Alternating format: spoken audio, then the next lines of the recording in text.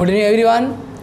Here you are seeing the video of DCI by SSVR sir, and the classes is going to be started. In front of you is of physics, electrostatics, electric charges and electric field, and here we are going to discuss about the some basic and fundamental concept related with the electrostatics. And in this thing, the first and most unique thing which each and every individual student must try to learn till the end of the life in the field of physics, that is the property of electric charge and its fundamental concept. So now we are going to talk about the properties of electric charge. In the previous video, मतलब कि पिछले video में आप सभी लोगों ने यह देखा होगा कि इलेक्ट्रिक चार्ज कहाँ से आता है, वो कैसे बनता है, उससे मिलके क्या क्या प्रॉपर्टीज़ हैं उसकी, मतलब क्या क्या बनते हैं उससे, उसका ह्यूमन लाइफ या पार्ट ऑफ थिंग्स में क्या क्या उसका रोल है, और साथ ही साथ मैंने बताया था कि वो कितने टाइप के होते हैं, उनसे कितने तरह के मटेरियल बिल्ट होते हैं, कौन कौन सा सब्सटेंस बनता है, उन सब्सटेंस की कितनी प्रॉपर्टी है, और सब्सटेंस का हमारी ह्यूमन लाइफ में क्या उसका यूज़ है। तो आज हम इस चीज़ को आगे बढ़ाएंगे, और आगे बढ़ते हुए पहले हम सीखेंगे properties of electric charge. Properties of electric charge means I have told you before, आपको याद होगा कि मैंने इससे पहले आपको बताया था कि इलेक्ट्रिक चार्ज दो टाइप के होते हैं, positive charge and negative charge. और मैंने बताया भी था कि जो चार्जेस इलेक्ट्रॉन गेन करते हैं वो नेगेटिव चार्जेस होते हैं, और जो इलेक्ट्रॉन लूज़ करते हैं वो पॉजिटिव चार्जेस होते हैं।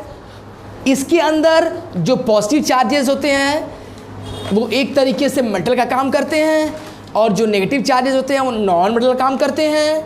और साथ ही साथ फिज़िक्स के फील्ड में याद रखना है कि all the metals are conductor and all the non metals are the insulators. मैंने यहाँ तक बताया था। अब उसके बाद कुछ बेसिक कंसेप्ट के इंटीरियर्स में मैंने आपको कहा था कि we will here discuss some most important fundamental concept of electric charge, and that concept comes into the form of properties of electric charge. वो सारे कंसेप्ट हम पढ़ेंगे इलेक्ट्रिक चार्ज की प्रॉपर्टीज़ के अंदर। तो वो कौन सा है? पहली प्रॉपर्टी है its unit and some other things. I have told you previous video that you must remember the most important thing that is important for you, that every electric charge possesses energy. I told you कि हर electric charge क्या करता है? Energy possess करता है, energy रखता है, और उसी एनर्जी की वजह से वो ये इलेक्ट्रिक फोर्स ऑफ अट्रैक्शन किसी दूसरे चार्ज के ऊपर या इलेक्ट्रिक फोर्स ऑफ रिपल्सन किसी दूसरे चार्ज के ऊपर अप्लाई करता है। और मैंने इसके अंदर आपसे कहा था कि कुछ इंपॉर्टेंट बातें हैं, अगर सेम चार्ज होते हैं उनको सिमिलर चार्ज बोलते हैं या लाइक चार्ज बोलते हैं। जो सेम, जैसे माइनस माइनस हो गया मीन्स नेगेटिव नेगेटिव, और प्लस प्लस पॉजिटिव पॉजिटिव, उन चार्जेस को हम बोलते हैं सिमिलर चार्जेस या लाइक चार्जेस। और साथ ही साथ इनके बीच में इलेक्ट्रिक फोर्स ऑफ रिपल्सन होता है, इलेक्ट्रिक फोर्स ऑफ रिपल्सन होता है। और अगर अनसिमिलर चार्जेस हैं या जिसको बोलते हैं अपोजिट चार्जेस हैं, वो चार्जेस या तो एक माइनस एक प्लस या एक प्लस दूसरा माइनस रहेगा, और इनके बीच लगता है electric force of attraction. Now some basic things in it we have to remember that in this thing the things that we have to learn, suppose I have creating some things.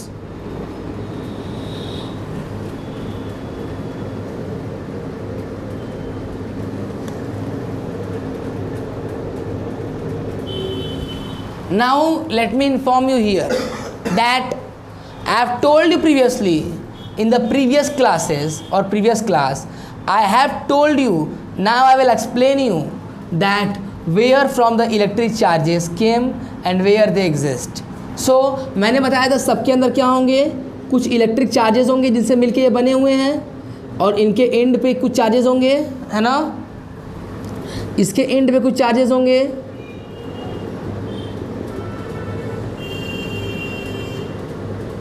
आपको दो बातें मैं describe करूंगा which is very important.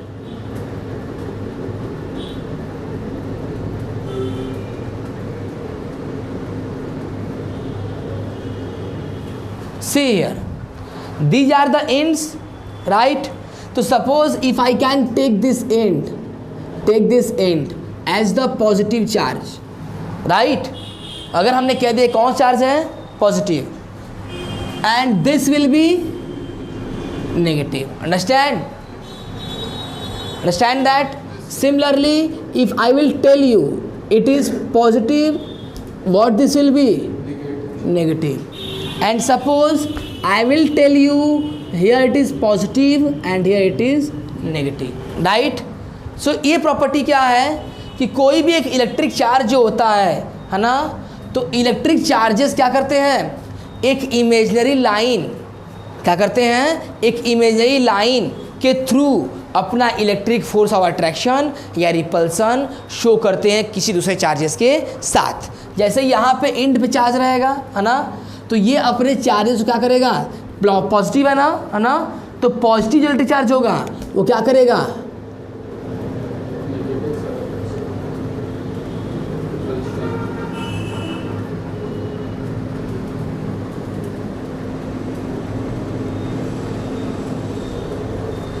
now clearly see the arrow. I think you are able to see the arrows, correct? Now in this just read it clearly, ध्यान से पढ़ना जो मैं पढ़ाऊंगा। अब ये पॉजिटिव चार्जेस जो डायरेक्शन क्या दिखा रहे हैं, आउटवर्ड्स की, बाहर की तरफ की, राइट? तो the positive charges applies the force of attraction or repulsion by showing their electric field lines upwards or outwards. हमेशा पॉजिटिव चार्जेस या पॉजिटिव एंड पर जो वो electric force of attraction repulsion apply करने के लिए अपनी इमेजनरी लाइंस को, जिसे इलेक्ट्रिक फील्ड लाइंस बोलते हैं, उनको फ्लो करेगा तो हमेशा आउटवर्ड्स होंगे। क्या होंगे? आउटवर्ड्स। लेकिन अगर नेगेटिव होगा, क्या होगा? नेगेटिव। तो नेगेटिव में भी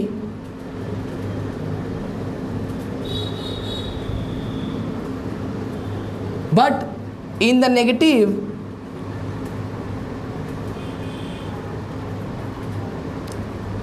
you are finding something different, तो in negative charges है ना, they always accept the electric force given by the positive charges by representing their electric field lines inwards, वो हमेशा इलेक्ट्रिक फोर्स किसी पॉजिटिव चार्ज के मिलने पर तब एक्सेप्ट करती हैं जब वो अपने इमेजिनरी इलेक्ट्रिक फील्ड लाइंस के इनवर्ड्स रिप्रेजेंट करती हैं। इनवर्ड मतलब अंदर की तरफ। Understand? Very well. Now let me inform you one more thing, that here it is a positive charge, here it is a positive charge, so they will represent what will represent? Repulsion. So here will be force of repulsion. Any problem? But here it is minus q and then here it is plus q. So what will the direction of this?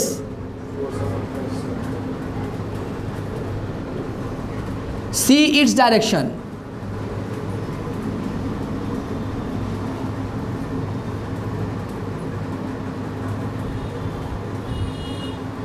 Now what you will find? Here it is outwards and here it is inwards, correct?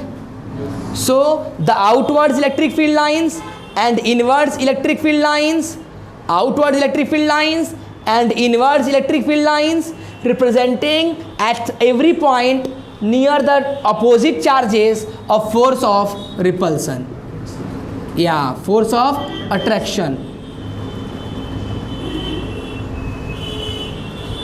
Force of repulsion will be represented by here when the charges are similar, but when the charges are different, they are representing a force of attraction. Understand? So you will have to remember this by showing the psychometric diagram. Understand? But it is not important for you only to remember. Now in this thing, some important thing I am explaining you. Property number 2, that what?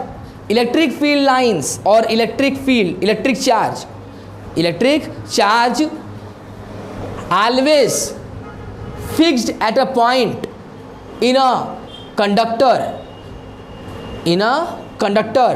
but they always randomly move inside the one point to another point. वो एक conductor के अंदर fixed तो होते हैं लेकिन continually एक point से दूसरे पॉइंट तक मूव भी करते रहते हैं कंटिन्यूली, राइट. ये एक प्रॉपर्टी जैसे मैं आपको एग्जामाइन करते हुए बता रहा हूँ. Suppose it is a glass rod, right. Is it a glass rod? So in this glass rod we will find any strange thing.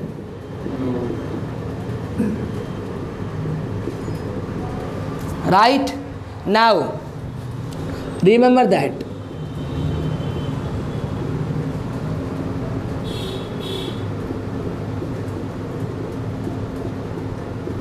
suppose this is an electric rod or glass rod. Suppose if it is an electric rod, right? So it has the positive charges, right? It will have positive charges. Electric rod क्या होगा? Positive charges होंगे क्योंकि वो conductor होते हैं, right. Now in a conductor we all know that you have to remember every charge is, you will observe that they are fixed. वो fix तो होते हैं लेकिन ये याद रखना है कि वो रेंडमली मूव भी करते हैं, right. Suppose a charge has a that and they are moving like that. All the charges in it they are continually RAM. वो लगातार क्या करते रहेंगे? मूव करते रहेंगे. ये चार्ज अगर यहाँ मैं क्यों तो क्यों यहाँ गया, यहाँ गया, यहाँ क्यों, यहाँ क्यों, यहाँ क्यों, वो कंटिन्यू मूव करेगा. बट अगर हमने इस रॉड को एक बैटरी किस से थ्रू एंड पर कनेक्ट कर दिया कहीं ले जा करके, तो उस कंडीशन में ये जो चार्ज क्यों था उसको एक फिक्स डायरेक्शन मिल जाएगी और वो फिर एक फिक्स डायरेक्शन में मूव करने लगेगा. तो कंटिन्यूली किसी भी एक कंडक्टर के अंदर जो भी इलेक्ट्रिक चार्जेस होंगे वो रैंडमली मूव करते रहेंगे लेकिन व्हेन दे विल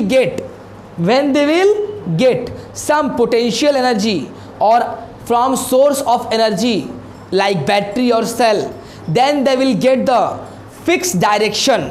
उनको क्या मिल जाएगा? एक फिक्स दिशा मिल जाएगी जिसमें कि वो हमेशा पॉजिटिव टू नेगेटिव की तरफ मूव करने लगेंगे. Understand?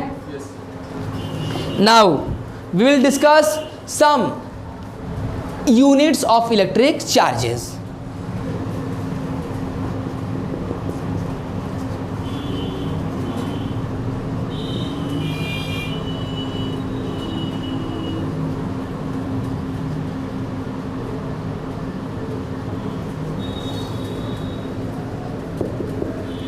Some units of electric charges.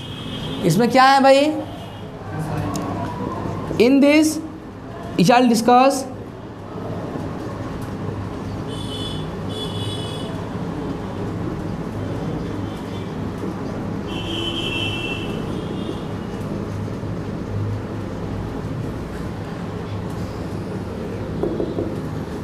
bigger units of electric charge. Bigger units of electric charge means you have to remember that bigger units of electric charge has those units which is used in the big applications made by the charges. बड़े बड़े application या instrument जो electric charges पे चलने वाले होते हैं उनके अंदर हमें उनकी higher amount of electric charges की यूनिट ज़रूरत पड़ती है क्योंकि उसमें चार्जेस जो होते हैं वो मिलियंस और बिलियंस में होते हैं और उनकी यूनिट को कंप्रेसेंट करने के लिए बताने के लिए हमें जितनी इजी मेथड इस्तेमाल करें वो होते हैं. तो आप सब जानते हो कि initially that SI unit of electric charge is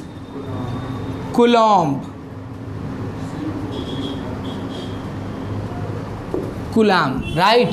Now here in this the first bigger unit is called megawatt.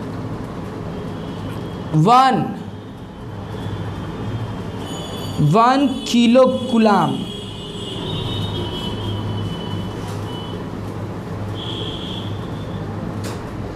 is equal to 10 to power 3 coulomb. 1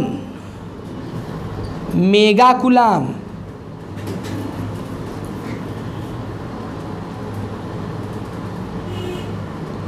is equal to 10 to power 6 coulomb. 1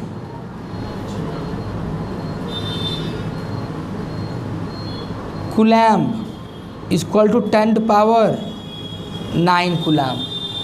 They are the bigger units of the electric charge. Understand? Now then, a smaller unit of electric charge.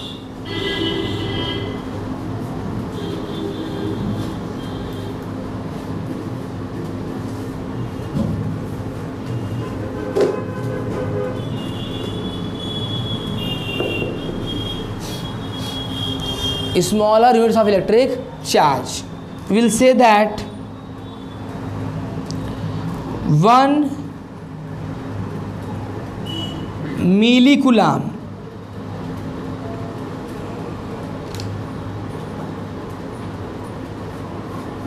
will equal to 10 to power minus 3 coulomb. Then after millicoulomb we have microcoulomb, 10 to power minus 6 coulomb.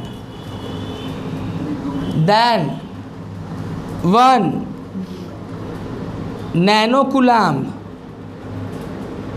will have 10 to power minus 9 coulomb. And then one more, one last but not the least, picocoulomb will have 10 to power minus 12 coulomb. That are the three most important properties in which we deals about the numerical portions, and they will help in our assertion and reason questions. They will help us in case based questions, and most importantly they will help us in all the fields of mechanics and electrostatics, where we will deal about the basic fundamental concept of the electric current, electricity or electrostatics. So here I will try to explain you more and more about it. Now next topic we will discuss here on the next class or in the next video, that will call electric field, and then some basic properties of electric field and how the electric field created by the electric charge, and what is the main concept of electric field, and what is the electric field due to number of charges, what is the electric field due to single charge, what is the net electric field due to the uniform electric field, and a lot of things you will discuss about it.